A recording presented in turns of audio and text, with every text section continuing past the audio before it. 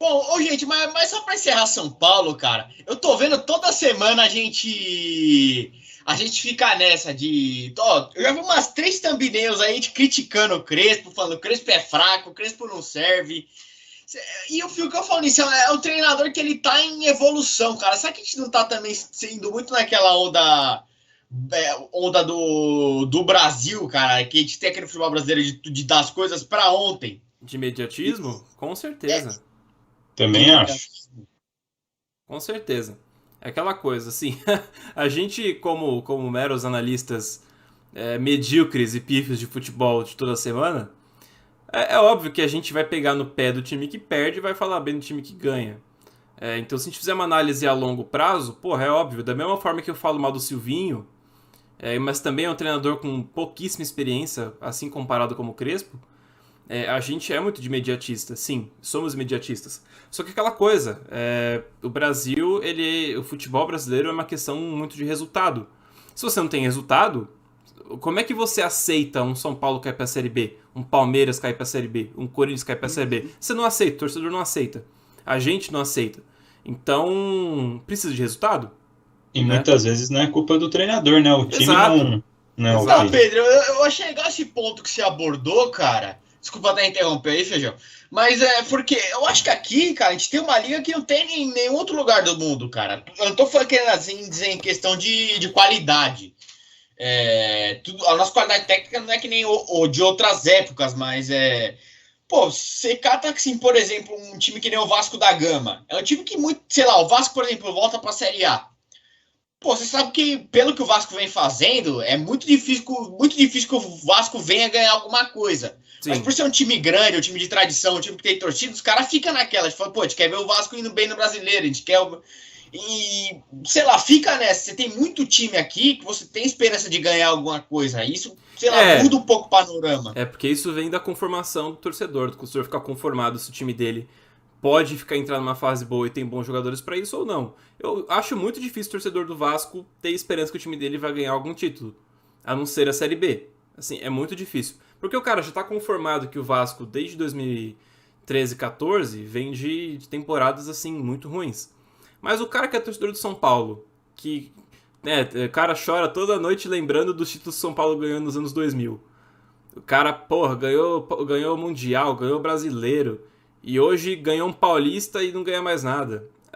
E o cara vê que o time tem alguns jogadores bons. Não dá pra você falar que o time de São Paulo é horrível. Você tem bons jogadores, você tem bons nomes.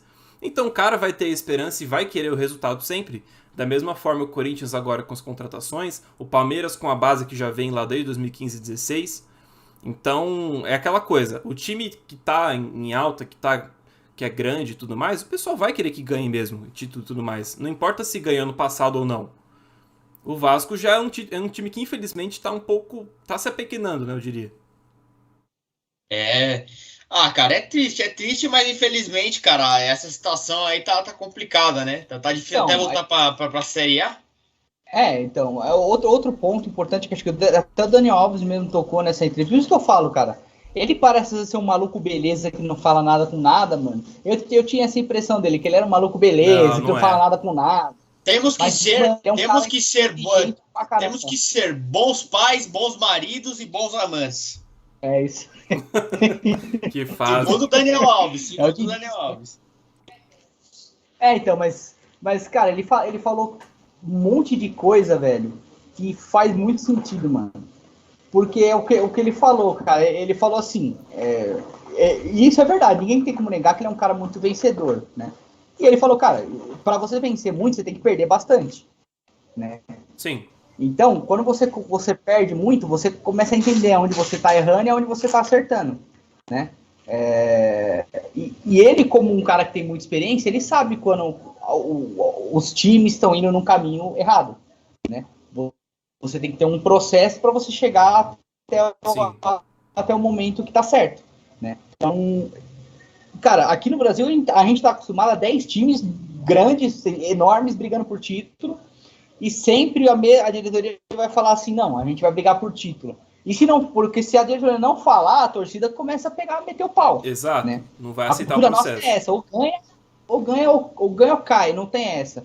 E assim, talvez fosse o momento de ter alguém que enfrenta um pouco esse tipo de coisa, né? E foi o que o Daniel Alves falou. Ele falou, cara, não tem como, um vai ser campeão.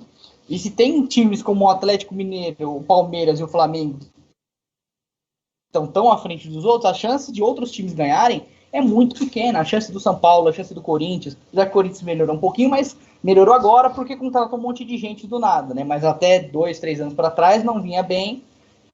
Desses outros times que são enormes, gigantes, mas que não estão no mesmo nível do que esses três, é difícil esses times chegarem para ganhar. Então, assim, o que eu acho que ele quis dizer foi o seguinte: a gente precisa aprender um pouquinho a confiar no processo para chegar lá na frente, do que, não, vamos ganhar, vamos contratar qualquer um para ganhar, a gente precisa ganhar, precisa vencer. Eu acho que precisa vencer. Eu acho que um time não pode ter esse discurso de, não, também vamos confiar no processo e joga tudo pro alto. Não é assim. Mas pelo menos tem que ter um pouco de paciência com as coisas, porque a gente não entende como que tá lá dentro, né?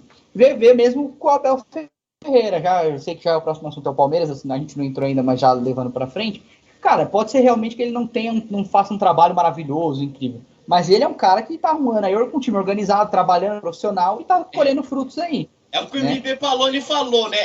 É o projeto, tem que ter um projeto. Se não tem projeto, não vai ser campeão. Exato. Acho que Fico, você... Eu achei que ele ia falar e ele ficou quieto. Acho que não, eu ia falar que... mas enfim, o Flamengo, isso aí, por exemplo. Cara, assim, os times têm que... Por isso que a gente vê, por exemplo, o Fortaleza, o Atlético Paranaense, o próprio Atlético Goianiense, o Ceará, dando respostas mais interessantes do que com muito time grande. Por quê, cara?